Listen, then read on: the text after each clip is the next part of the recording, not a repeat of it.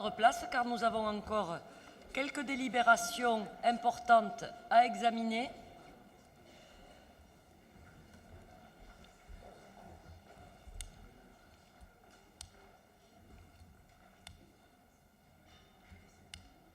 Monsieur Michel Alvigneri, qui a dû nous quitter, a donné pouvoir à Monsieur Claude Saralier.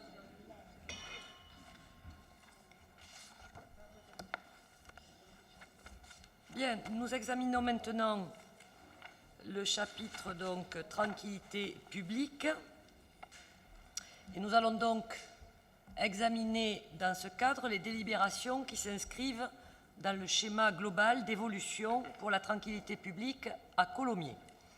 J'ai en effet demandé à M.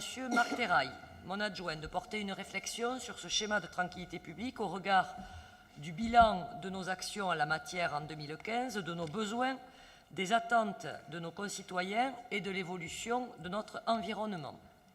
J'ai déjà eu l'occasion de m'exprimer à plusieurs reprises sur ce sujet, notamment lors des différentes manifestations de début d'année et également à la presse, qui s'en est d'ailleurs largement fait l'écho.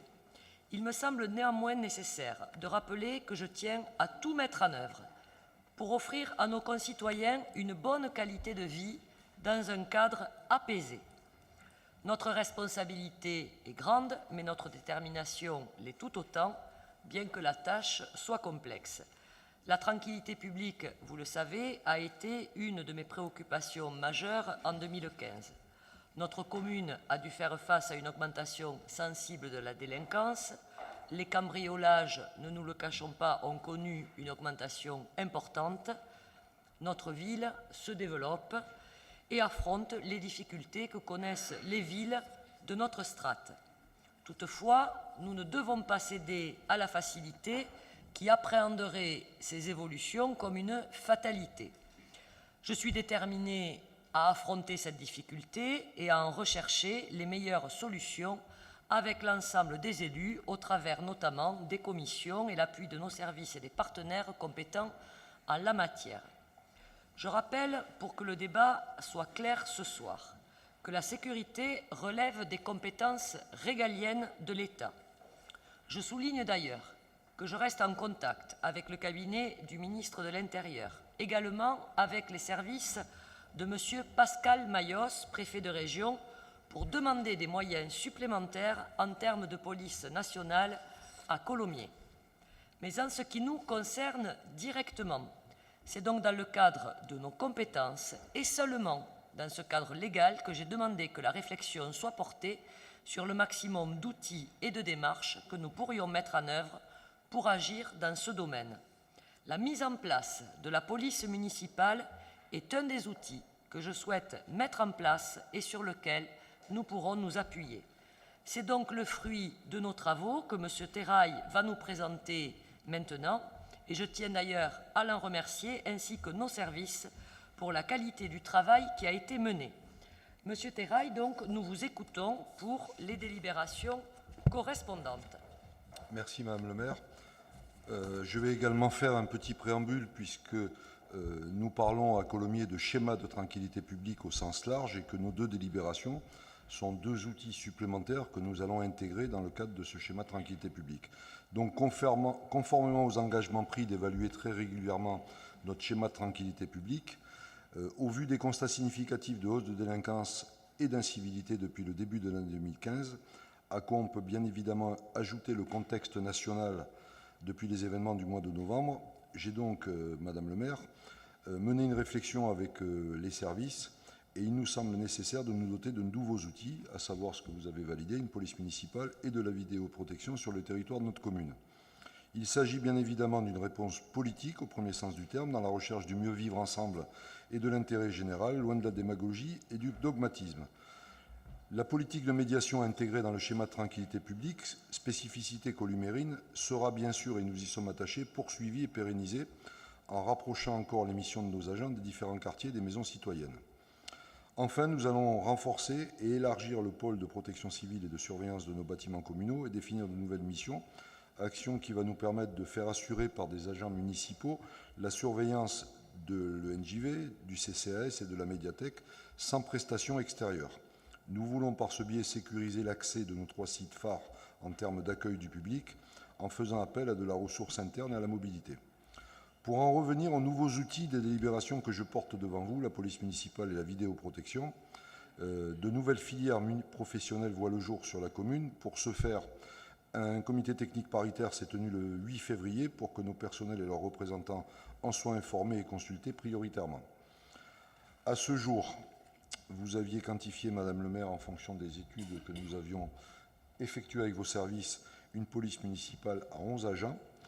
Donc 6 recrutements externes de policiers municipaux seront nécessaires et 4 de nos agents vont démarrer une formation spécifique de 8 mois pour une mise en place définitive et totalement opérationnelle au 1er janvier 2017.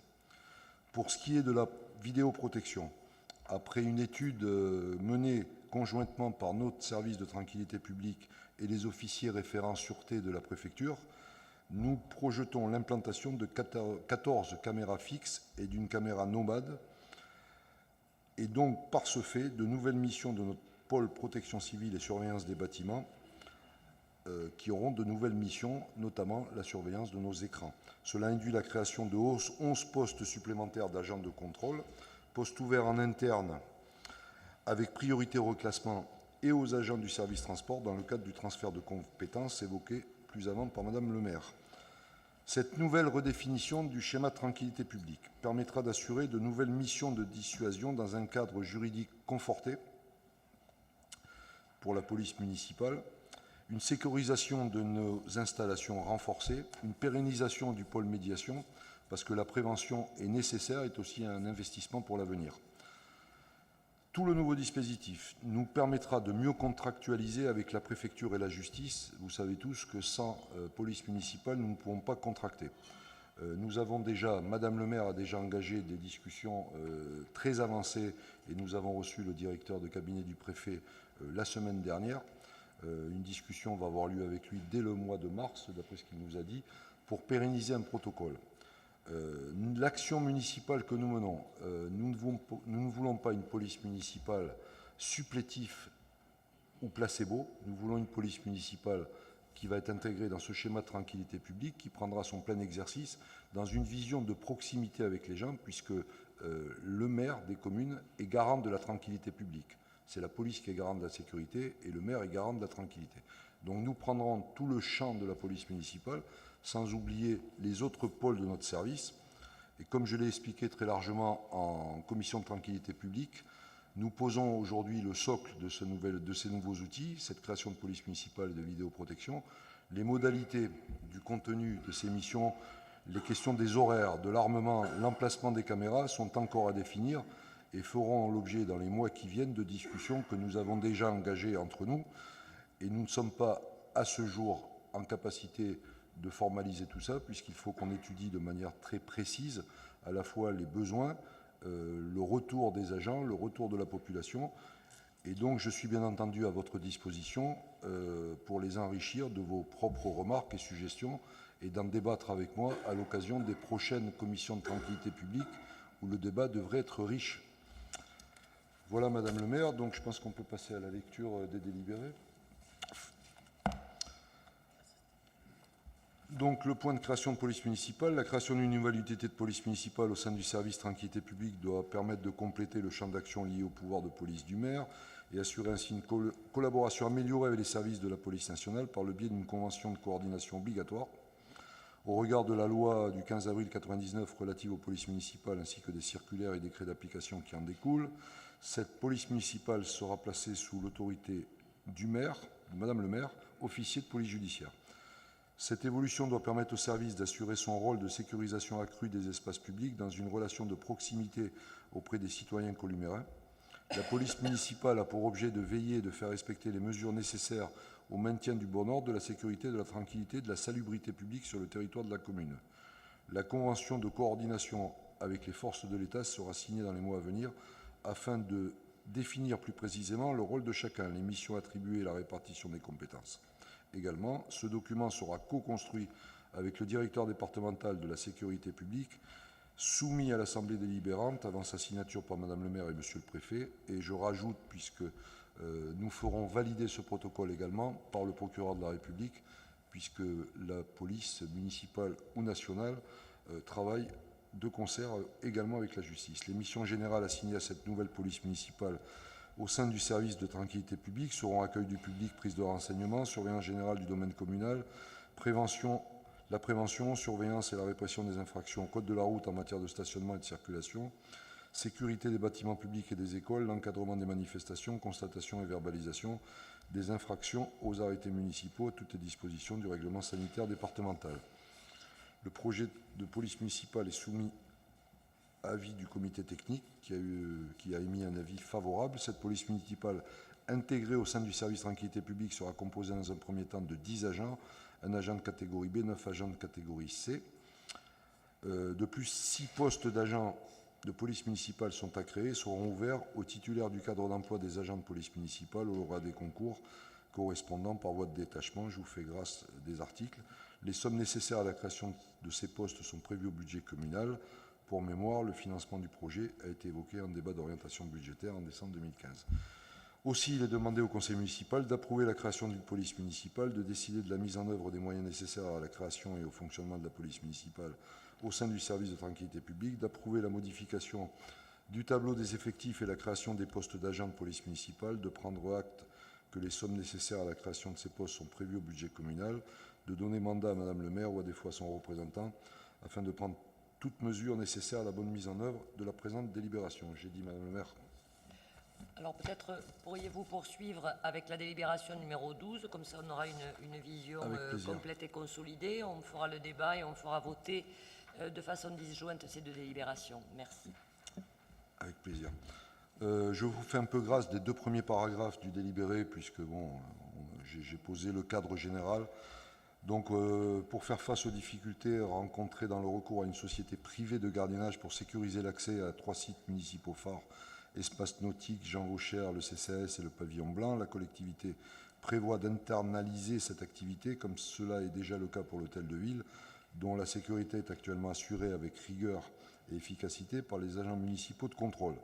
Le nouveau schéma de tranquillité publique intègre dans ce contexte le remplacement de l'intervention d'une société privée par du personnel municipal, par le biais de la mobilité exclusivement interne, avec à l'issue de cet appel à candidature un accompagnement et une formation des agents retenus en vue de proposer une prestation de sécurisation des bâtiments améliorés, notamment en termes de qualité de l'accueil des usagers. Ces agents pourront ensuite être mobilisés également dans le cadre du déploiement d'un dispositif de vidéoprotection actuellement à l'étude. Cette démarche de professionnalisation des agents chargés de la sécurisation des bâtiments, puis à court terme partie prenante au suivi de la vidéoprotection, implique un temps de présence renforcé pour couvrir la totalité des heures d'ouverture des établissements publics cités, alors que le système actuel de prestation ne garantissait que les heures de forte affluence. En conséquence, cela induit la création de 11 nouveaux postes d'agents de contrôle. Les postes seront ouverts en interne aux titulaires du cadre d'emploi, aux adjoints techniques, et un ordre de priorité dans l'examen des candidatures sera réservé aux agents du service transport dont la fin d'activité est prévue en septembre 2016 et aux agents reconnus inaptes définitivement à leurs fonctions et demandant à être classés sous réserve de la compatibilité de leurs restrictions d'aptitude avec le poste afférent. Les sommes nécessaires pour ces postes sont prévues au budget communal. Ainsi, il est demandé au conseil communal d'approuver la création de 11 postes au conseil municipal, d'approuver la création de 11 postes d'agents de contrôle pour la sécurisation des bâtiments municipaux, dire que les sommes nécessaires pour les postes sont prévues au budget communal, de donner mandat à Madame le maire ou à défaut à son représentant, afin de prendre toutes mesures nécessaires à la bonne mise en œuvre de la présente délibération. Et en conclusion, j'en aurai fini, Madame le maire, le service tranquillité publique qui actuellement comptait 30 agents, lors du déploiement final en comptera 50. Merci Monsieur Terrail pour cette présentation à la fois exhaustive mais synthétique malgré tout. Et donc j'ouvre le débat. Qui demande la parole? Pas de prise de parole? Monsieur Ménen? Non, c'est moi qui distribue la parole, c'est pas Monsieur Laborde qui décide qui parle à quel moment. Monsieur Ménen. Merci Madame le maire, ne vous inquiétez pas, je serai court. Prenez votre temps. Oui, je prends. Je nie pas les problèmes engendrés par l'augmentation de la délinquance et des incivilités qui nuisent à la qualité de vie de nos concitoyens. Ayant subi un cambriolage cet été, je sais les désagréments que cela peut causer et les complications administratives. Mais je n'adhère pas personnellement à la création d'une police municipale dans notre commune, par principe et par souci de service public. Nous sommes menés à créer cette police parce que l'État, depuis des années, se refuse à mettre en place le nombre de fonctionnaires de police nécessaires dans la deuxième ville du département. La sécurité publique, vous l'avez dit, c'est Marc Terra, il a dit, pardon, c'est à l'État et non aux communes de l'assurer. C'est pour ça que je m'abstiendrai sur ce point-là. Je continue. J'adhère pleinement au schéma de tranquillité publique. En plus, on va embaucher du monde. Enfin, on va créer des emplois en interne. Par contre, j'ai un petit bémol, et je vous l'ai dit, concernant la vidéoprotection. Je n'y suis pas opposé par principe, mais je pense qu'elle ne doit concerner que la surveillance des bâtiments publics et les parkings souterrains. Merci. Merci, Monsieur Ménen. Prise de parole. Si personne ne demande la parole, je vais donc mettre aux voix. Excusez-moi. Oui, Madame le maire, au vu de l'actualité récente sur le plan de vue national et l'augmentation de la délinquance à Colomiers, votre majorité n'a eu d'autre choix que la création d'une police municipale à Colomiers.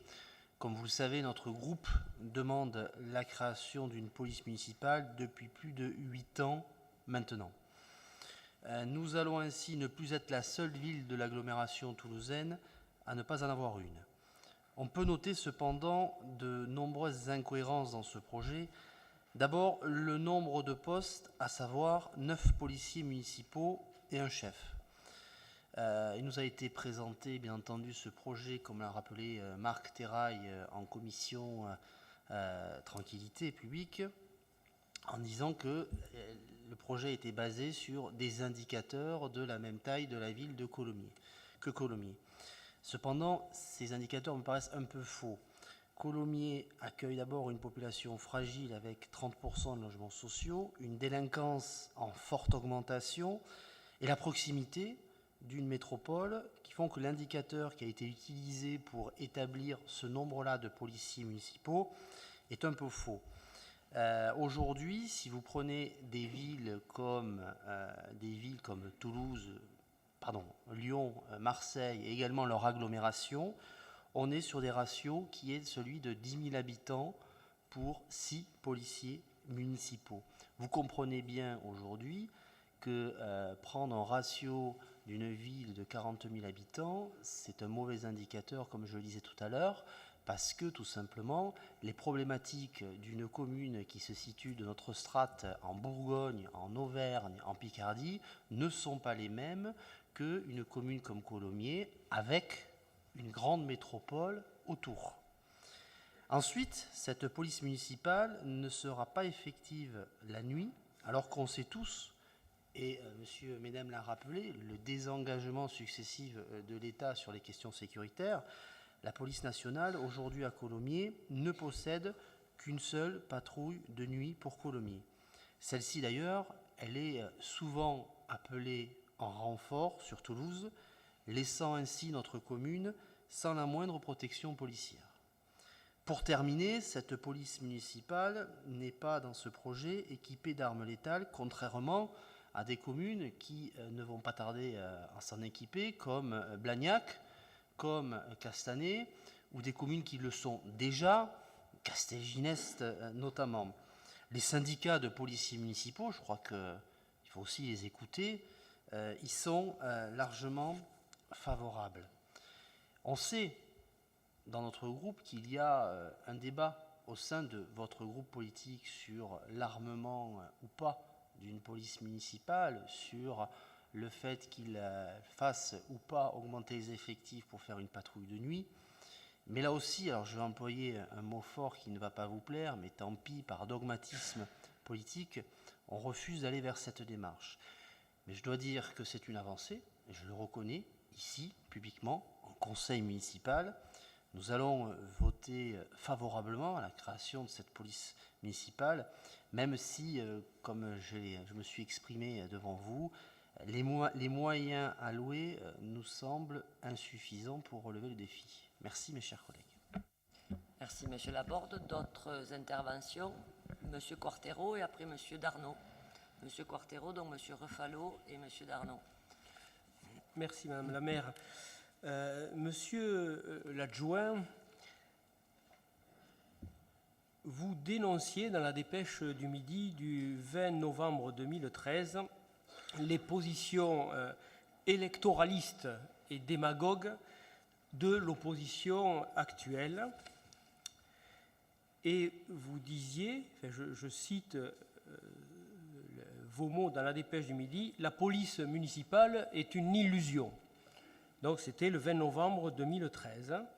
Sous réserve que vos propos aient bien été retranscrits par ce journal, qu'est-ce qui est une illusion aujourd'hui?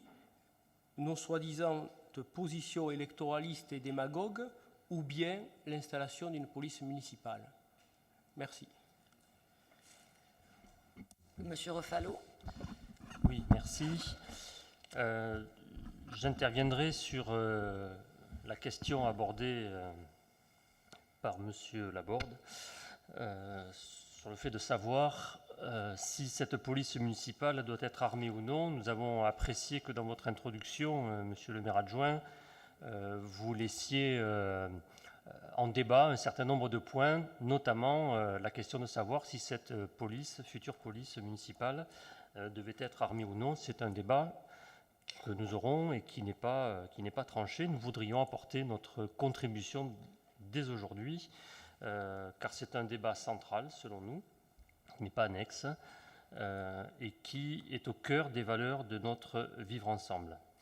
Alors la facilité ou la démagogie que j'ai cru percevoir chez vos propos, Monsieur Laborde, pourrait laisser croire qu'une police municipale doit être forcément armée.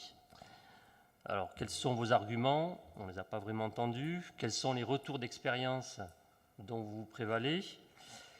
Il n'est pas sûr que les citoyens columérins soient spontanément favorables à l'armement de leur police municipale. D'ailleurs, un référendum, vous le savez, a été organisé il y a quelques mois dans une ville à Beauvais par la maire de cette ville, du parti des Républicains. 67% des citoyens ont répondu non à l'armement de la police municipale. Et ils sont soucieux de leur sécurité, les citoyens de Beauvais aussi. Donc la question, c'est que voulons-nous? Nous voulons, en tout cas c'est la position que nous défendons à Vivre Mieux à Colomiers, une police municipale de proximité, une police du quotidien, dont la mission principale est la prévention et la médiation.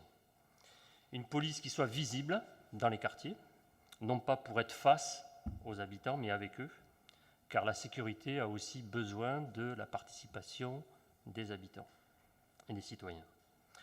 Donc cette police municipale que nous voulons, elle n'est pas dans une logique de répression, mais dans une démarche de prévention et d'insertion dans les quartiers, afin de gagner la confiance des habitants. Sans cette confiance, la police municipale ne peut jouer pleinement son rôle. Elle est un élément qui peut favoriser, un élément parmi d'autres, qui peut favoriser le lien social, la cohésion sociale. Donc nous voulons une police municipale qui soit sociale et de proximité. Il faut donc des agents de police qui soient formés aux techniques de la médiation, je dirais même aux techniques de la non-violence, aux techniques de défense non violente, qui permettent, si nécessaire, de neutraliser un individu dangereux sans forcément faire usage de violence ou d'armes à feu. Donc il nous faut des policiers qui soient dans une relation d'écoute, de dialogue avec les citoyens, et forcément avec les citoyens qui génèrent des incivilités, des actes d'incivilité, avec toute la fermeté nécessaire. Mais cette fermeté, elle peut se passer aussi des armes, de la menace des armes ou de l'utilisation des armes. Ce n'est pas la même chose une police municipale armée qui aurait donc le droit de faire usage des armes contre des citoyens columérins et une police municipale non armée qui assume pleinement ses missions de prévention et de médiation. On n'imagine pas une police qui dialogue avec l'arme au poing.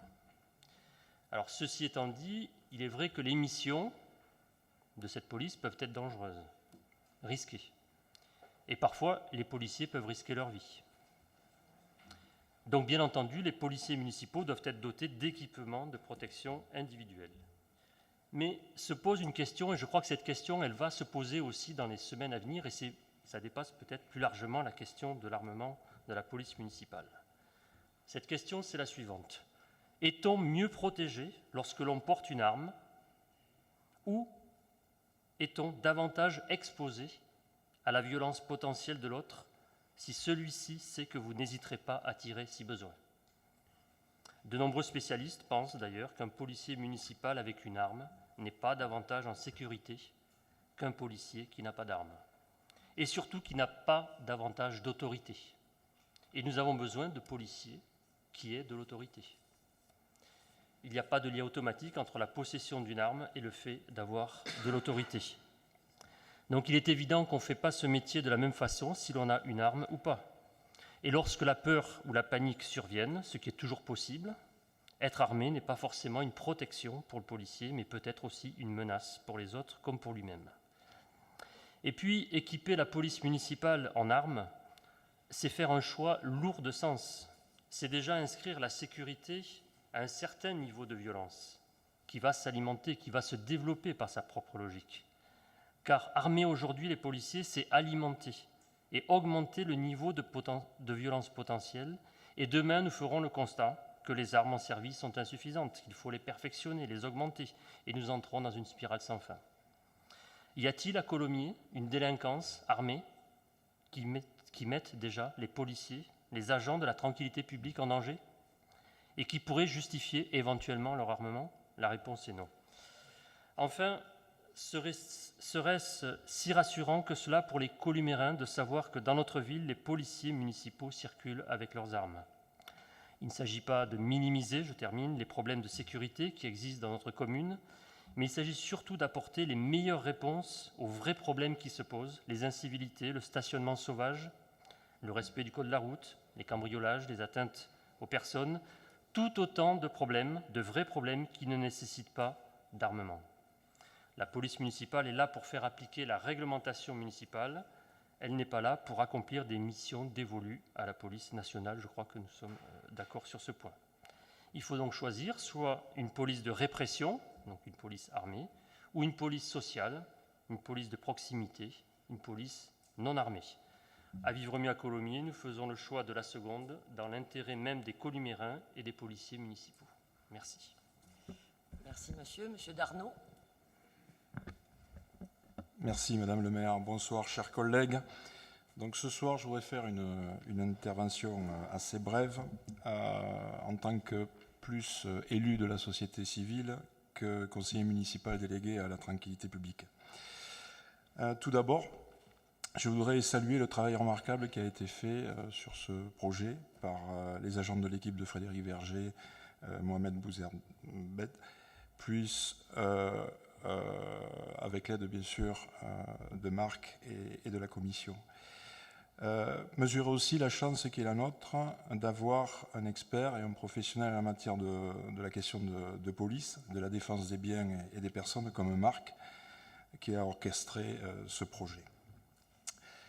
Ce projet, il est vrai, a suscité beaucoup de débats et beaucoup de questions. Encore la semaine dernière, pendant notre réunion de groupe, les échanges ont été assez vifs entre nous, mais très démocratiques.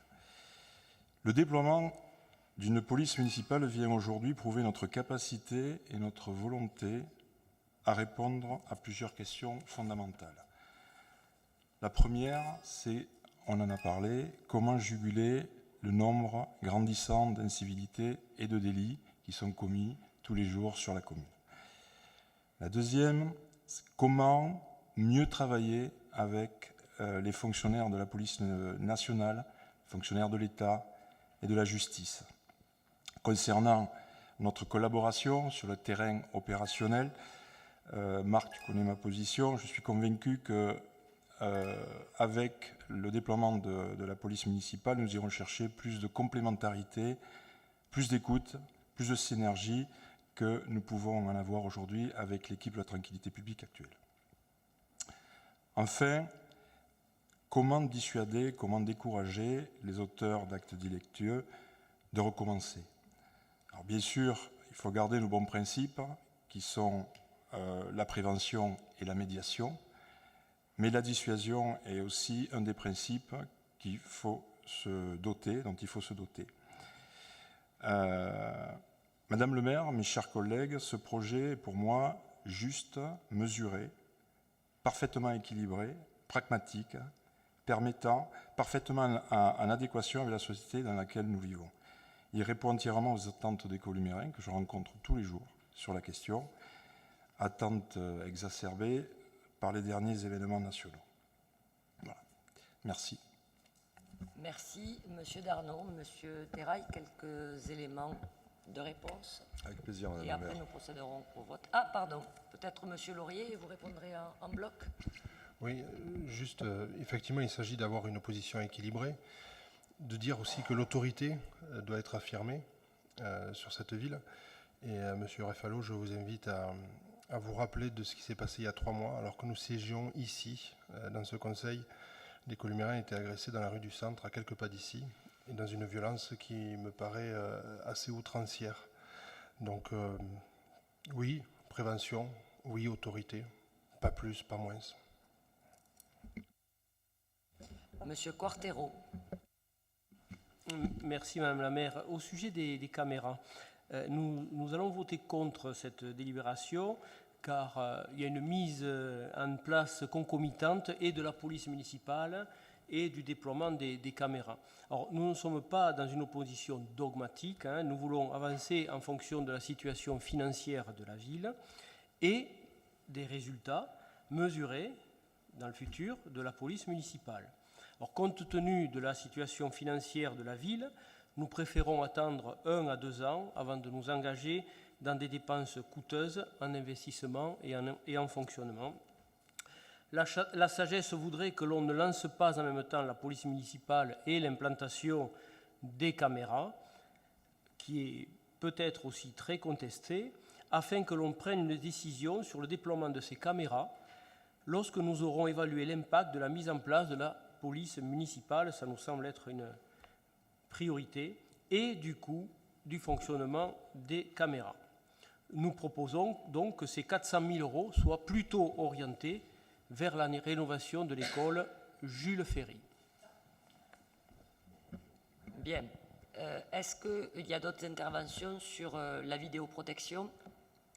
Nous avons terminé. Donc, Monsieur Terrail, quelques éléments de réponse. Oui, et je ne vais ferai pas procéder au vote. répondre point par Non. point, puisqu'on est aussi dans un débat intellectuel et idéologique de fond sur ce qu'est un service de sécurité ou pas. J'ai la chance d'avoir un deuxième expert dans l'Assemblée, notamment sur l'armement et le port de l'arme.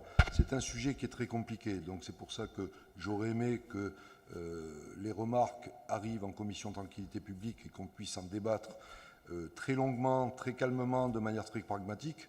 Donc je vous invite, comme j'en ai conclu, puisque j'ai quand même laissé la porte suffisamment ouverte, puisque la discussion est en cours, y compris dans notre groupe, donc je veux bien qu'on en débatte en conseil municipal, mais je veux dire, pour le temps que je passe et les éléments que je donne, je préférerais qu'on en débatte en commission de tranquillité publique, parce que pour l'instant, en commission de tranquillité publique, je parle, on écoute et on prend des notes. Donc j'ouvre encore le débat, j'échange. On a fait un tête-à-tête de 2 heures. Bon, pour en revenir aux questions posées. Nous, ici, on analyse la situation de manière très pragmatique. C'est-à-dire que la ville de Colomiers, il y a 30 ans, avait un taux de délinquance qui était quasiment nul. Donc, comme on s'était engagé à le faire dès la mise en place à la fois du CLSPD et du service de tranquillité publique. Moi, je ne suis ni un idéologue de la sécurité, ni un démagogue. Donc j'essaye de faire en fonction des analyses de la ville que je connais, que je pratique. J'ai quand même une expertise professionnelle, puisque je pense que dans l'Assemblée ici, j'étais le seul à avoir porté une arme pendant 32 ans. Donc je peux quand même... Et j'amènerai des chiffres concernant le port de l'arme, les armes létales, non létales, la vidéo. Mais je pense que c'est un débat, comme je l'ai dit au départ, nous posons le socle d'un changement que nous voulons, que nous ressentons de la population, et c'est une réponse que nous apportons à la population parce que nous la semblons légitime, mesurée par rapport à la demande, sachant que dans le contexte dans lequel nous vivons, il serait facile de demander, et tous les Columérains voudraient un policier et une caméra devant leur porte. Donc il faut garder de la mesure en toute chose. Donc on analyse les faits, on analyse l'évolution de la délinquance, l'évolution du service. Moi, la délinquance et les incivilités sur Colomiers, je ne les examine pas tous les 2 ans, je les examine tous les matins quand j'arrive en mairie. Donc voilà où nous en sommes. Je vous attends pour des débats qui seront, j'espère, riches et nombreux, puisque nous sommes en chantier sur ce sujet-là, et je vous attends en commission de tranquillité publique, d'abord nombreux et actifs. Bien, merci Monsieur Terrail, sachant qu'effectivement, nous ferons nous-mêmes une proposition sur ce sujet. Je mets donc aux voix sur la délibération numéro 11, création d'une police municipale. Qui s'abstient? Qui vote contre? Je vous remercie. Sur la délibération numéro 12, donc protection civile, schéma de tranquillité publique, volet sécurisation des bâtiments municipaux et vidéoprotection. Qui s'abstient? Qui vote contre? Je vous remercie. C'est donc adopté. Monsieur Terrail, maintenant, vous pouvez rentrer dans la phase opérationnelle. Vous avez satisfaction. Nous poursuivons l'ordre du jour avec la délibération suivante. Oui. Excusez-moi de prendre la parole à ce moment-là, mais je reviens à ce que disait Marc Terrail. C'est une discussion qu'on avait aussi en interne. Est-ce qu'il serait possible que la commission tranquillité puisse aussi s'ouvrir? Parce que là, normalement, il y a des membres qui sont désignés. Est-ce qu'on peut envisager éventuellement que des personnes élues de notre groupe qui sont affectées qui ne sont pas dans cette commission puissent éventuellement y participer? Ou est-ce qu'on peut imaginer, puisque vous dites qu'il y a la nécessité d'un débat plus large et de la participation du plus grand nombre, est-ce qu'il peut y avoir un groupe plus grand? Tout à fait. Voilà. Est-ce que c'est envisageable, quoi? Voilà. Vous m'en ferez la demande et donc je le regarderai du point de vue réglementaire aussi, parce qu'il nous faut une stabilité quand même dans les commissions. Mais vous m'en faites la demande et pour de façon exceptionnelle sur une commission, sur une thématique particulière, en respectant les équilibres, bien sûr, de proportionnalité de présence dans ces commissions, pourquoi pas, mais vous m'en faites la demande. Juste une remarque. La création de comités est prévue par le règlement du Conseil. Donc on peut créer un comité élargi à tous ceux qui souhaiteraient. Parce que enfin, moi je souscris totalement à ce que vient de dire à l'extrême, à tout ce qui vient d'être dit sur les questions de l'importance du débat. Et on a intérêt à ouvrir le maximum ce débat.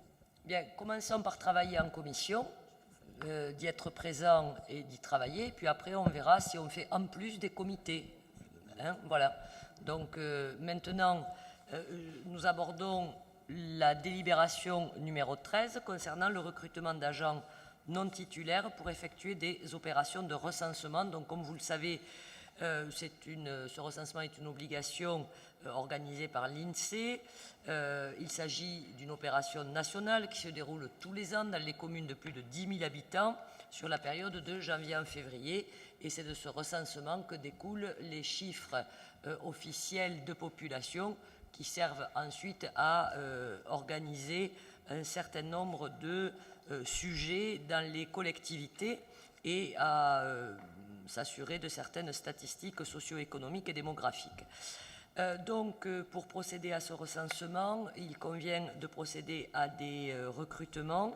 Donc, 10 adjoints administratifs à temps complet et 6 adjoints administratifs à temps non complet, avec les rémunérations, bien sûr, correspondantes. Donc, je vous remercie et je vous propose de bien vouloir approuver ces recrutements d'agents non titulaires pour les périodes concernées.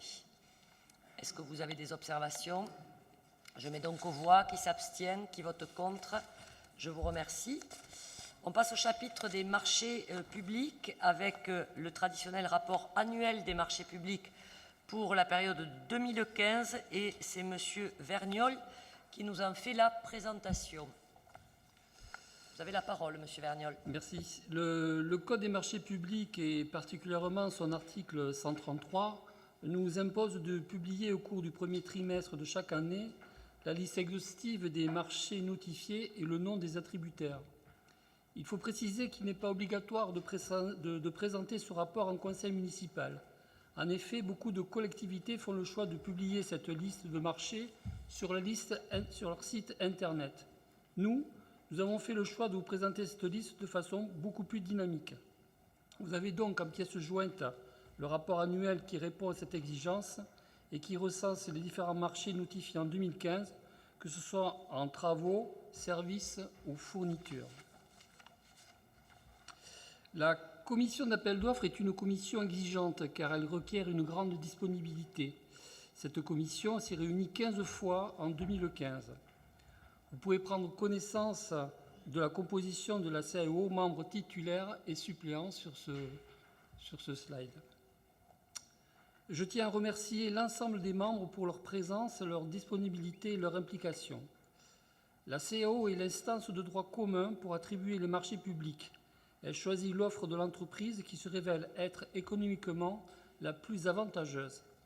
Madame le maire a souhaité, pour plus de transparence, élargir le rôle premier de la CAO. Ainsi, si la Commission attribue légalement les marchés à procédure formalisée, plus de 209 000 € hors taxes pour les marchés à procédure de services et de fournitures et plus de 5 225 000 € hors taxes pour le marché de travaux, elle intervient aussi à Colomiers sur les marchés inférieurs à ces seuils en donnant un avis sur ces achats qui, je le répète, ne relèvent pas des pouvoirs d'attribution de la CAO, mais du pouvoir d'attribution du pouvoir adjudicateur. La CAO se prononce donc sur la pertinence économique et juridique de l'offre et non sur la définition du besoin. L'article 5 du Code des marchés publics précise que c'est au pouvoir adjudicateur et donc à Madame le maire, assisté des services, de déterminer le niveau auquel les besoins sont évalués.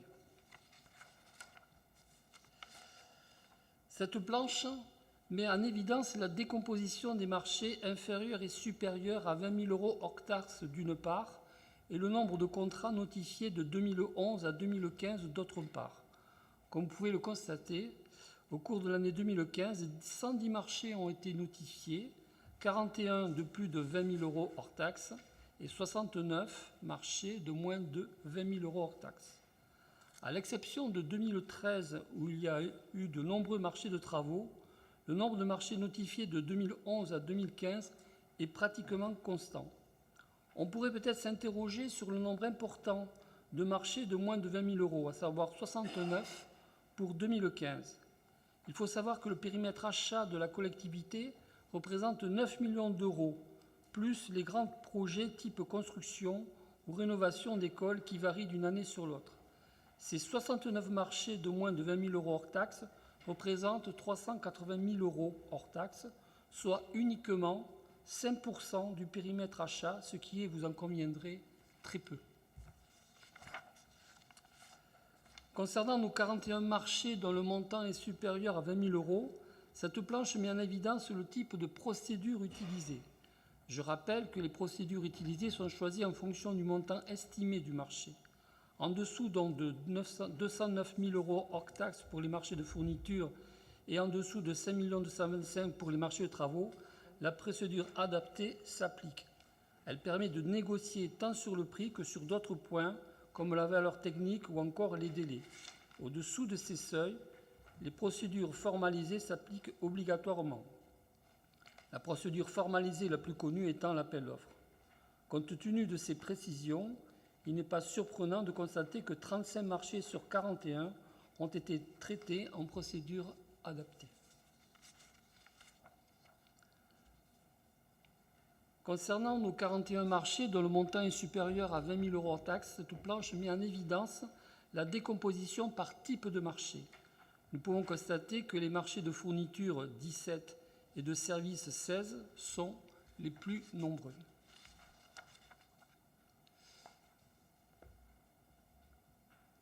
Autre planche.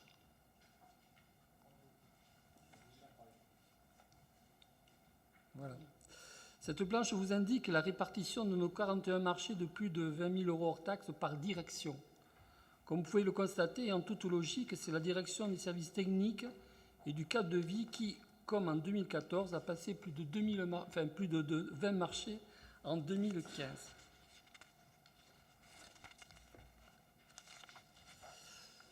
Cette planche, enfin, c'est avec une certaine fierté que je vous présente cette planche qui est inédite. En effet, au travers de ce support, j'ai souhaité mettre en évidence le travail remarquable de la commande publique et particulièrement en matière de négociation. Comme vous pouvez le constater, au cours de 2015, un gain de 126 000 € hors TTC a été réalisé. Le gain global est, quant à lui, de l'ordre de 150 000 €. Je rappelle que seuls les marchés passés en MAPA, c'est-à-dire les marchés adaptés en procédure adaptée, peuvent faire l'objet de la mise en place d'une négociation. Une planche concernant la réforme du Code marché public. L'ordonnance du 23 juillet 2015 fixe les fondations d'une nouvelle réglementation en matière de marché public. Cette réforme n'est pas révolutionnaire, c'est plutôt une évolution des règles de la commande publique. En effet, cette réforme modifie les seuils de procédure, à savoir pour les marchés publics de fourniture de services des collectivités territoriales, le seuil est désormais de 209 000 € hors taxes au lieu de 207, et pour les marchés publics, le seuil de 5 225 000 au lieu de 5 186 000. En conclusion et au terme de cette présentation, je tiens à rappeler que la CAO travaille en toute transparence et que ce recueil en accès à vos documents en est la preuve. De nombreux documents comme les marchés, les CCTP et ses appendices sont à la disposition des membres de la CAO. Je remercie à nouveau le personnel, tous services confondus, pour la qualité et le sérieux de leur exposé en commission. Compte tenu de ces éléments, je demande donc au Conseil municipal de prendre acte du rapport annuel des marchés publics conclu pour l'exercice 2015. Merci, M. Vergnol, pour cette présentation très intéressante. M. Quartero. Merci, Madame la maire.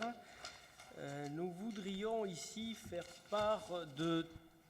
Alors, tout d'abord, effectivement, on a accès à tous les documents, lorsqu'on est membre de la commission appel d'offres. Donc, nous voudrions ici faire part de 3 faits qui ne sont que des exemples pris dans la façon de conduire les marchés, et nous avons décidé de ne pas rester muets face à cette façon de conduire les marchés. Donc, la commission a attribué un marché, alors je n'ai pas la date exacte, mais ce n'est pas très important, de plusieurs centaines de milliers d'euros à Léo-Lagrange, simplement par avenant. Plusieurs centaines de milliers d'euros, simplement par avenant. Un autre point, les marchés sont tous passés, et on avait déjà soulevé ce problème il y a 1 an, par reconduction express, c'est-à-dire qu'on signe un marché, mais automatiquement l'entreprise garde le marché 3 ans, 4 ans. Et donc on a déjà dénoncé cette pratique qui favorise les grosses entreprises, alors que vous aviez dit que vous aideriez les PME à travailler, et qui ne permet pas, et surtout pas, de diminuer les coûts d'achat. Parce que si l'on voit là des gains intéressants grâce au travail des services, en remettant en question un marché chaque année, certes, ça fait davantage travailler les services, mais on obtient d'autres résultats et on n'est pas pieds et poings liés avec une seule entreprise. Enfin, sur les marchés de moins de 20 000 €, même s'ils ne représentent que 5% du volume d'achat, nous nous sommes intéressés à un marché espace vert, je crois. Il s'agissait en fait de tondre et tailler les arbustes sur une aire de 1 hectare environ, en pente, en contrebas de la voie rapide 124.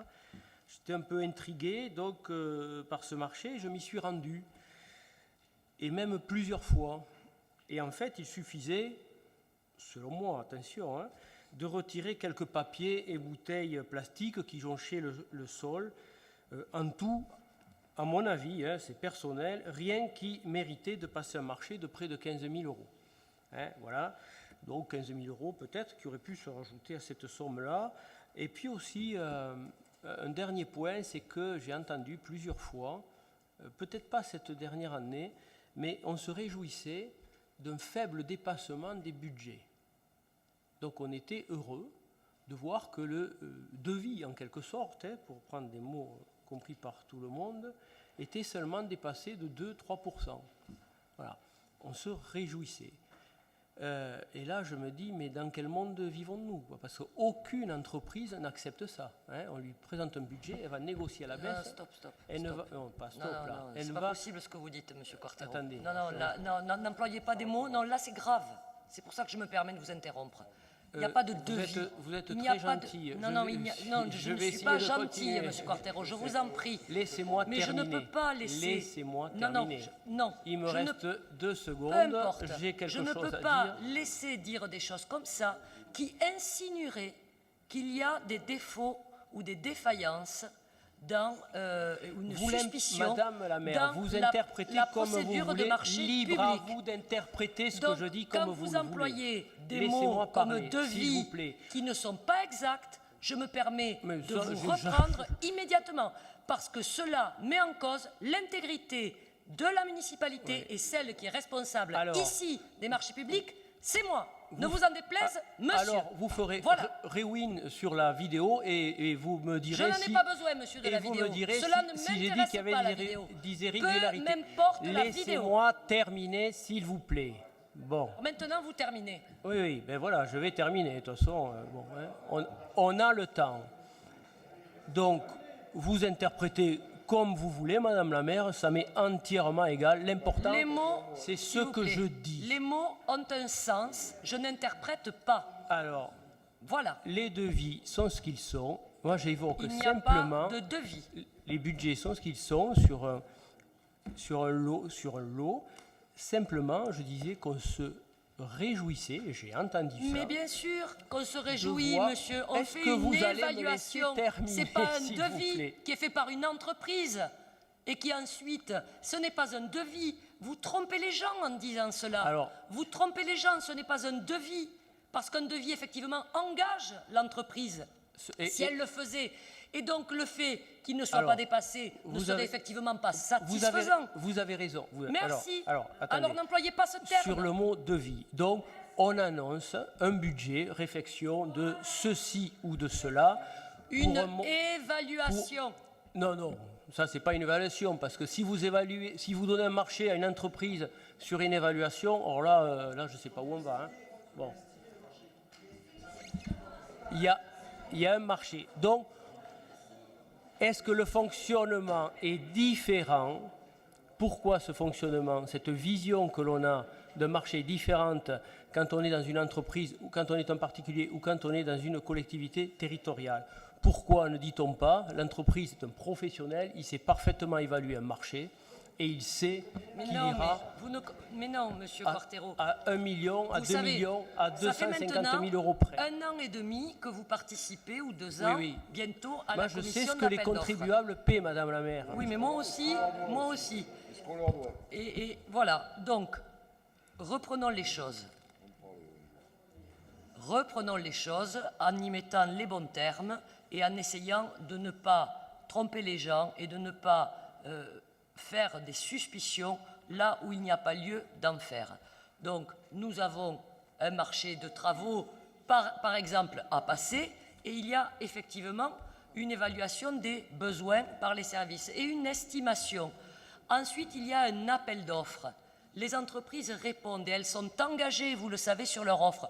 Là où nous pouvons nous réjouir, où nous sommes satisfaits, effectivement, c'est lorsque l'appel d'offres, effectivement, amène, et c'est le jeu de la concurrence, et c'est pour cela que le Code des marchés publics a institué cette mise en concurrence. C'est pour permettre effectivement des gains. Et donc, nous pouvons être chaque fois satisfaits de constater que la concurrence joue correctement et que finalement, le prix proposé par les entreprises se trouve, du fait de cette saine concurrence, moins important que l'estimation initiale qui avait pu en être faite et qui, effectivement, aurait été respectée s'il n'y avait pas cette concurrence. C'est le cœur et le sens même du Code des marchés publics et de la mise en concurrence. Donc je ne comprends absolument pas ce que vous suggérez en disant que nous nous satisfaisons en effet et que cela vous étonne lorsque le résultat de l'appel d'offres est inférieur à l'estimation.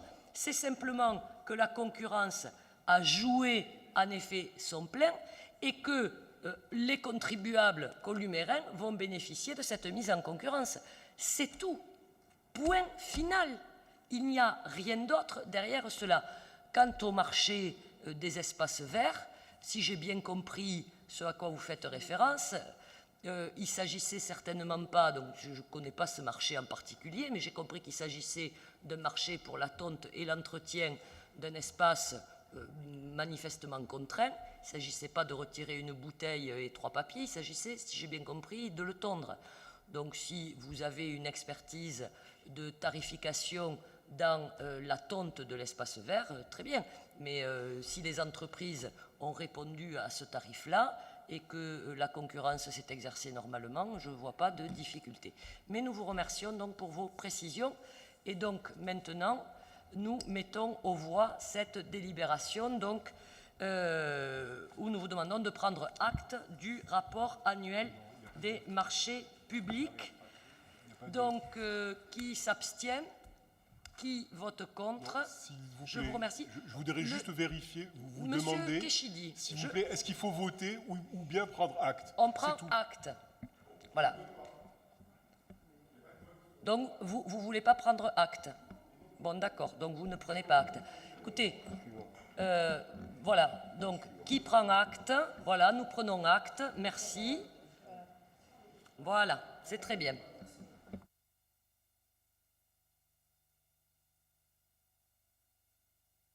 Madame Moisan, vous avez la parole sur l'agenda d'accessibilité programmé.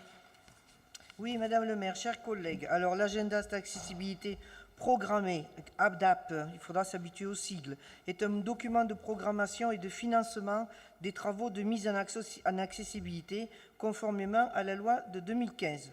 Nous avons fait appel pour construire cette ADAP à une assistance de maîtrise à ouvrage, le bureau d'études A2CH, qui a réalisé le diagnostic des sites à rendre accessibles et monté ce dossier ADAPT qui doit être soumis à la préfecture pour approbation, après délibération bien sûr, du conseil municipal. Cet ADAP a été présenté en commission démocratie locale solidarité et en commission urbanisme, pour les personnes présentes, bien sûr. Il a de même été présenté à la commission des finances, pour ceux qui ne sont pas partis, lorsque j'ai abordé le dossier.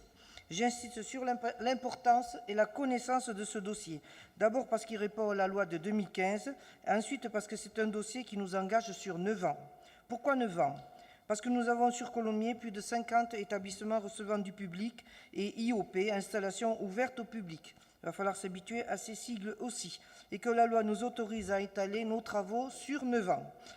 Vous pouvez lire dans le dossier joint à la délibération que cela représente un montant de travaux estimé à 2 552 000. Et je précise que nous allons investir sur les 3 premières années 1 256 000 estimés, comme vous l'avez souhaité, Madame le maire, ce qui représente un effort budgétaire important sur les 3 premières années de cette ADAP. Donc je vais lire la délibération. Je vous fais grâce de toutes les lois qui sont au début et tous les décrets qui sont au début.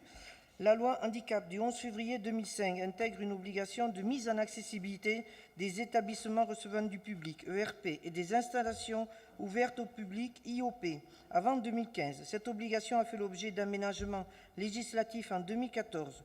Tout exploitant d'établissements recevant du public est ainsi autorisé à poursuivre la mise en accessibilité de ces établissements après le 1er janvier 2015, moyennant de s'engager par la signature d'un agenda d'accessibilité programmé à procéder aux travaux dans un délai déterminé et limité de 3 à 9 ans maximum.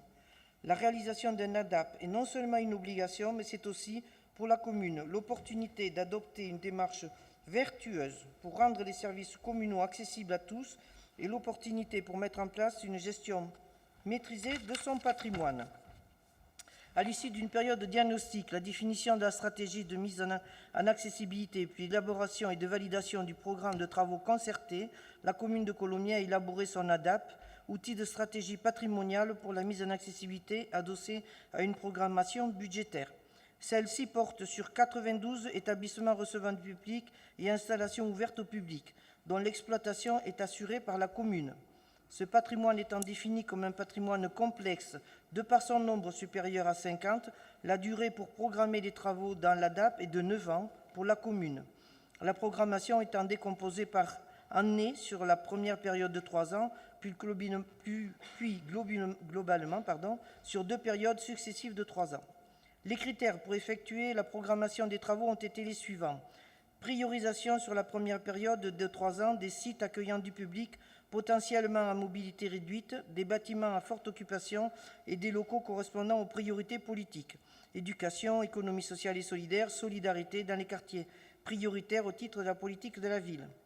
Planification sur la troisième période de 3 ans de bâtiments inclus dans un projet plus large que l'accessibilité et de locaux nécessitant des décisions stratégiques sur leur vocation et leurs conditions d'utilisation. La programmation des travaux de mise en accessibilité avec les budgets associés est indiquée en annexe, ainsi que sa répartition selon différents critères, période, quartier, vocation et taux de fréquentation. Le projet d'ADAPT de la commune a été présenté à date du 26 janvier à la commission communale, qui a pu partager les enjeux et la planification des travaux envisagés. Le projet d'ADAPT a également fait l'objet d'une présentation et d'un débat au sein des commissions suivantes, démocratie locale, commission urbanisme et commission des finances. Par ailleurs, une concertation a été organisée en direction des commerçants et professions libérales par le biais d'une information sur le site internet de la ville et d'un courrier spécifique adressé aux organisations représentant les commerçants sur le territoire communal. La gestion de RP et d'IOP à ce titre, la commune devrait déposer en préfecture, puisqu'on ne l'a pas fait, déposer en préfecture avant le 27 septembre 2015.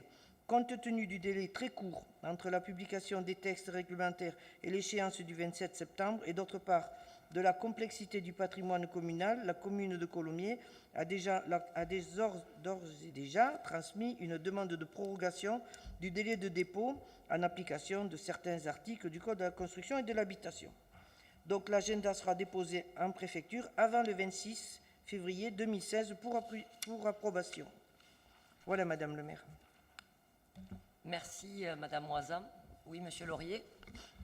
Oui, effectivement, cette ADAP a été partagée dans beaucoup de commissions ici. La plus intéressante et peut-être la plus pertinente étant la commission accessibilité. Je voudrais mettre en relief un élément qui malheureusement fait partie de cette ADAP, c'est la mairie, qui est le principal bâtiment accueillant du public, et c'est le bâtiment qu'on en renvoie à une date qui me paraît très très lointaine, ce qu'ont souligné d'ailleurs les personnes membres de la commission accessibilité. Et il est compréhensible que ce soit le plus difficile, puisque les lieux accueillant le public dans cet hôtel de ville sont nombreux. Et quand on parle d'accessibilité, vous ne l'avez pas dit, mais il faut rappeler qu'on parle de personnes de déficience visuelle, cognitive, moteur ou auditive. Donc ces 4 éléments font que l'hôtel de ville est certainement le bâtiment le plus difficile. Mais pour autant, on ne peut pas ne pas vouloir porter en premier ce bâtiment, me semble-t-il, puisque c'est celui qui accueille le plus le public. Je voudrais faire aussi une autre remarque, c'est que vous avez fait appel à un cabinet, effectivement, qui a fait une étude qui semble très intéressante. J'ai demandé communication de cette étude avant le conseil municipal, je dirais dès la fin de cette commission. C'est une demande aussi qu'ont porté les membres de la commission accessibilité. Je veux ce soir me faire leur porte-parole, puisque ces personnes, de manière bénévole, pourraient tout à fait reprendre ce diagnostic, en totalité ou en partie, pour donner leur expertise d'usage sur ce diagnostic qui a été fait sur les bâtiments de la commune. Donc on est très partagé, parce que tout à la fois on reconnaît le travail qui est fait, la volonté qui est la vôtre aujourd'hui sur ces sujets, et que nous réclamions là aussi de manière, si on veut être fidèle à ce qu'on disait dans ce conseil, mais depuis très longtemps. Et donc c'est vrai, on acte pour la première fois un agenda, donc des choses qui vont se faire. Alors c'est vrai qu'il y a une contrainte préfectorale, on l'a bien compris, mais au-delà de ça, on sent bien aussi la volonté. Donc tout à la fois c'est bien, mais tout à la fois, voilà, on n'a pas l'ADAP réel dans ce document. On a une présentation synthétique, et il nous semblait intéressant qu'on aille plus loin.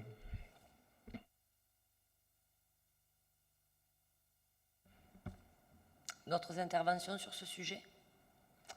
Madame Moisin. Alors, bien sûr, nous n'avons pas attendu une loi ADAP et un ADAP pour mettre en place des actions en faveur de l'accessibilité sur la ville de Colomiers. Il y a déjà plusieurs années que nous travaillons dans ce domaine. C'est vrai que maintenant, on va avoir un programme contraint, en fait, finalement, par les années et par l'étude qui a été faite. En ce qui concerne la mairie, pourquoi nous ne l'avons pas mis dans la priorité ? Je vous réponds, alors je ne vais pas le répéter une deuxième fois. C'est que les services ont proposé de faire une étude, en faire en sorte que toute personne soit reçue dans le hall de la mairie à l'accueil, en bas.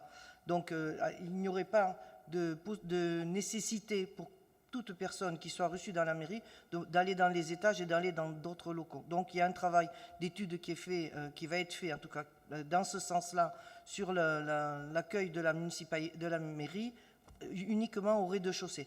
C'est pour ça qu'il n'est pas intégré directement dans les premières années, parce que suivant les études que l'on va faire, ça peut se faire ou très facilement ou sur un certain délai, mais bien sûr que c'est une étude que l'on va faire dans les premières actions.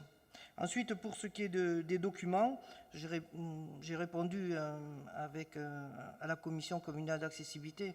J'ai vu Madame le maire. Je pense que ces documents, ils seront consultables à la mairie parce qu'ils sont très lourds, très nombreux. Ça représente énormément de pages puisque chaque bâtiment qui a été étudié, 92 bâtiments, représente des pages A3 de 3, 4 ou 5 pages suivant le bâtiment. Donc je pense qu'il serait plus raisonnable que ce soit consulté à la mairie et je pense que nous sommes favorables à cette... mais bien sûr, après approbation, je pense, de la préfecture. Merci beaucoup. Donc, je mets aux voix. Sur cet agenda d'accessibilité programmé, donc avec les éléments d'information qui ont été donnés, qui s'abstient, qui vote contre. Je vous remercie, Madame Oisam. Là aussi, vous avez du travail. Nous poursuivons avec le chapitre suivant, et c'est Madame Casalis qui nous présente donc des protocoles transactionnels dans le cadre donc de la construction de la maison de l'économie. Oui, tout à fait. Si vous me le permettez, Madame le maire, je présenterai en fait les deux délibérations conjointes puisqu'elles concernent en fait le même lieu, la maison de l'économie qui a déjà été présentée ici même en fait en conseil municipal. Donc vous vous souvenez effectivement quand nous avons présenté en fait ce projet, les travaux sont prévus en fait à une certaine date et il convenait effectivement de mener des négociations avec deux locataires dans les lieux, donc le premier, les établissements d'Agen, transport, et le second, Monsieur Léninger, ayant une activité de yoga. Donc bien évidemment, des négociations ont été menées avec ces deux entités, ces deux personnes, pour avoir effectivement l'autorisation qu'elle quitte ces lieux pour pouvoir engager les travaux. Donc, dans le document du conseil municipal, vous avez pu prendre connaissance des deux conventions de protocole. Les deux versions en fait, dont vous disposez ne sont pas les versions définitives puisque les dernières négociations ont été menées en fait, tout à fait récemment. Il convenait bien évidemment de définir avec les intéressés les montants de loyer, les conditions en fait, de départ, bien évidemment dans un cadre juridique sécurisé, à la fois en fait pour les partenaires, mais bien évidemment aussi pour la collectivité. Donc nous sommes parvenus en fait tout à fait récemment. Donc les protocoles en fait et les conventions seront remises avec le compte rendu du conseil municipal. Des questions, des observations. Donc je mets aux voix Pardon ? Oui, monsieur. Juste une question, parce que le montant de l'indemnité d'éviction de l'entreprise d'Agen s'élève à 33 000 €. Il n'y avait vraiment pas une autre solution? On ne pouvait pas continuer à l'héberger au 29 chemin de la Nasque? Alors, hors période de travaux, pardon, bien sûr. Oui, mais comme on vous l'a expliqué, bien évidemment, il fallait mener conjointement le départ en fait, des deux entités, pour pouvoir effectivement lancer en fait les travaux. Nous avons un objectif de travaux qui était calé, je vous l'avais en fait présenté lors d'un précédent conseil municipal. Donc pour tenir en fait les délais par rapport au projet en fait qui doit se réaliser, il convenait aussi de réaliser en fait cette négociation dans les temps bien évidemment nécessaires et qui pouvait en fait s'inscrire dans un cadre juridique sécurisé. C'est ce que j'évoquais en fait précédemment, si vous avez écouté. Merci. Parallèlement, tout a été mené pour que ça se passe en fait dans les meilleures conditions. Merci. Merci. Donc je mets aux voix. Donc pour le premier protocole à délibération numéro 16, le protocole à conclure donc avec M. Leininger, qui s'abstient, qui vote contre, je vous remercie. Et le protocole avec la Société des Transports d'Agen, qui s'abstient, qui vote contre, merci beaucoup. Monsieur Vatan, un protocole transactionnel pour l'annulation d'un spectacle. Oui, Madame le maire, chers collègues, donc il s'agit d'un protocole qui concerne la commune de Colomiers et la société JMD Productions, qui se trouve opposée suite à l'annulation de la représentation des lectures de M. Francis Lalanne, qui était prévue le 12 septembre 2014, donc à l'inauguration de la saison culturelle 2014-2015. Au mois d'août 2014, le 9 août 2014, la commune a fait savoir à la société concernée qu'elle devait renoncer à cette programmation en raison des contraintes financières qui nous arrivaient à ce moment-là. Par courrier du 27 juillet 2015, soit à peu près un an après, la société JMD Productions a demandé à la commune le paiement de 8 440 € TTC qui correspondait à la programmation de la représentation des lectures de M. Lalanne. On a donc mené un certain nombre de pourparlers avec la société JMD Productions. Au vu des relations privilégiées, donc aucun document, je voulais préciser qu'aucun document contractualisant ces échanges n'a été signé par cette dernière. Néanmoins, au vu des relations privilégiées que nous entretenons avec cette société, les deux parties ont souhaité trouver un accord amiable afin de clôturer ce litige. Ainsi, les parties désireuses d'éviter de porter le litige devant les juridictions compétentes ont convenu de procéder à des concessions réciproques et de se rapprocher dans le cadre de l'accord annexé à la présente délibération. Et donc la commune a proposé à la société JMD Productions de ramener le montant réclamé de 8 440 € TTC à 3 000 € TTC. Et en contrepartie, bien sûr, la société JMD Productions s'engage à renoncer à toute instance et à toute action en lien avec le litige l'opposant à la commune. Les parties conviennent donc que le présent accord vaut transaction au sein des articles 2044 et suivants du Code civil. En conséquence, il règle entre elles définitivement et sans réserve tout litige né ou à naître relatif au présent litige. De même, le protocole si annexé emporte renonciation à tous les droits, actions ou prétentions, à quelque titre que ce soit entre les parties, et conformément à l'article 2052 du Code civil. Cet accord aura autorité de la chose jugée entre les parties et prendra effet dès sa signature par les deux parties.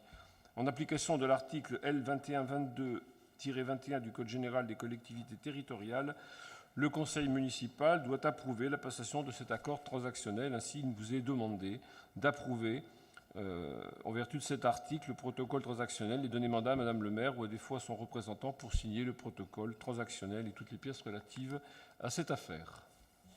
Merci, Monsieur Vatan. Est-ce que vous avez des observations ou des questions sur ce sujet? Je mets donc aux voix. Qui s'abstient? Qui vote contre? Je vous remercie. Terminons donc avec ce dernier chapitre et des propositions donc, de dénomination que je souhaite vous faire. Je vous rappelle que lors du conseil municipal du 24 septembre 2015, il a été décidé de rendre hommage à M. Henri Molina, décédé en juillet dernier, en mémoire de son importante implication dans la vie locale et au sein de l'Assemblée municipale. M. Henri Molina est né à Mans le 14 mai 1943. Il fut médecin généraliste à Colomiers pendant une quarantaine d'années. À côté de son activité professionnelle, il s'est fortement impliqué dans la vie locale comme correspondant d'abord de la Dépêche du Midi, puis comme promoteur de l'histoire locale dans le cadre de la Société d'archéologie et d'histoire locale ensuite. Amoureux de la culture sous toutes ses formes, il était surtout connu et reconnu pour son implication au sein du conseil municipal qu'il intègre en 1989 en prenant la suite de son épouse Marie-Hélène aux côtés de M. Alex Raymond puis de M. Bernard Sicard dont il fut le premier adjoint de 2001 à 2014. Durant 4 mandats, il sera le chef d'orchestre de la politique culturelle locale et de son rayonnement, d'abord en ouvrant l'Espace des Arts, centre d'art contemporain de Colomiers, en septembre 1989, une première dans le paysage régional. La ville de Colomiers lui doit également le développement du Festival de la bande dessinée, créé en 1987, de l'école de musique en 1973, devenu le Conservatoire à rayonnement communal, et la création de la Biennale des musiques ibériques.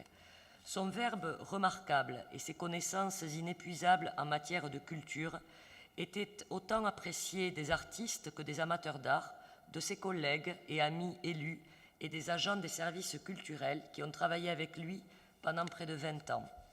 L'ouverture du pavillon blanc, médiathèque Centre d'Art en 2011, a concrétisé ses années de travail en faveur de la culture à Colomiers. Son rôle, vous le savez, fut déterminant, à la fois dans la définition du projet culturel associant de manière innovante un centre d'art contemporain à une médiathèque, mais également dans les choix architecturaux, illustrant sa volonté d'offrir aux Columériens un environnement esthétique remarquable, aujourd'hui largement reconnu et apprécié. L'image et la nature du pavillon blanc, son offre culturelle et artistique, à la fois exigeante et accessible, reflètent les valeurs que portait Henri, ainsi que ses engagements pour faire de la culture et du savoir une source d'élévation de l'humanité et un levier d'une société réunie et apaisée. Aussi, afin de rendre hommage à la mémoire d'Henri Molina et en accord avec sa famille, il est proposé d'associer son nom à celui du pavillon blanc. La commission vie associative sport-culture, consultée, a donné bien sûr un avis favorable pour renommer cet établissement. La dénomination officielle deviendra le pavillon blanc Henri Molina, médiathèque Centre d'Art de Colomiers. Je vous demande donc d'approuver officiellement cette dénomination. Je mets aux voix Monsieur Laborde. Oui, je vais vous raconter, pour détendre un peu l'atmosphère, comme nous sommes sur On n'était pas tendu. d'un conseil municipal, d'une histoire personnelle sur Henri Molina, que sans doute beaucoup d'entre vous ne connaissent pas. Mon grand-père fut l'un des créateurs du salon d'automne à Colomiers.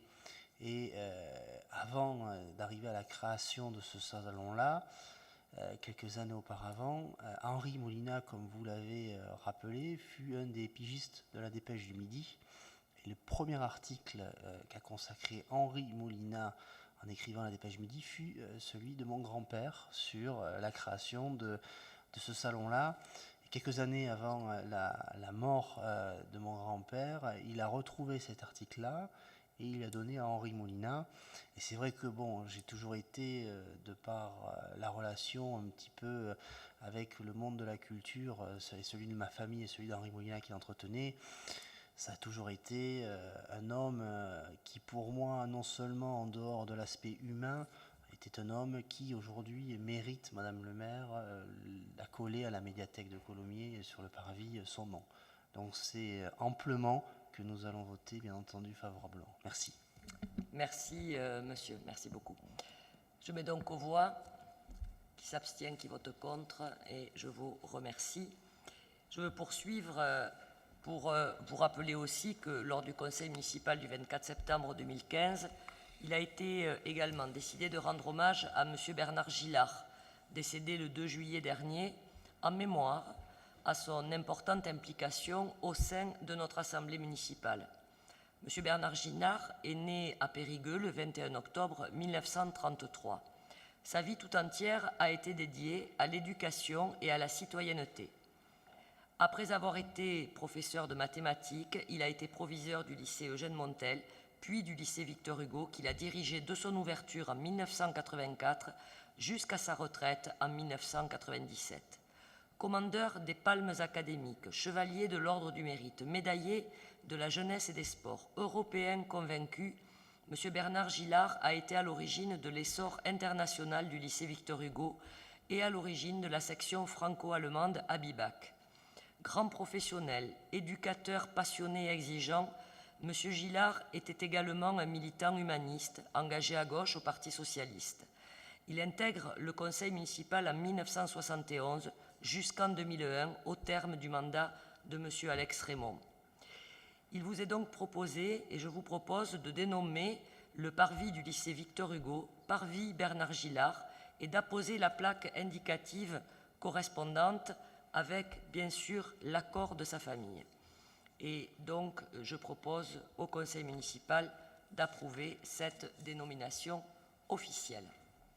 Est-ce que vous avez des observations? Oui, Monsieur Laurier. Madame le maire, oui, juste pour signaler que dans cette année 2015 qui a été terrible, effectivement, en disparition pour Colomiers, un nom qui n'avait pas été cité et qui me semblait intéressant de citer ici, c'est celui de Monsieur Venouille, qui avait ouvert l'IMCA sur Colomiers. Et voilà, peut-être qu'un jour, le conseil aussi lui rendra l'hommage pour son action. Merci, Monsieur Laurier. Je mets donc aux voix cette délibération. Qui s'abstient, qui vote contre? Je vous remercie. Et comme il n'y avait pas de questions orales, ce conseil municipal est terminé. Bonne fin de soirée. Merci beaucoup.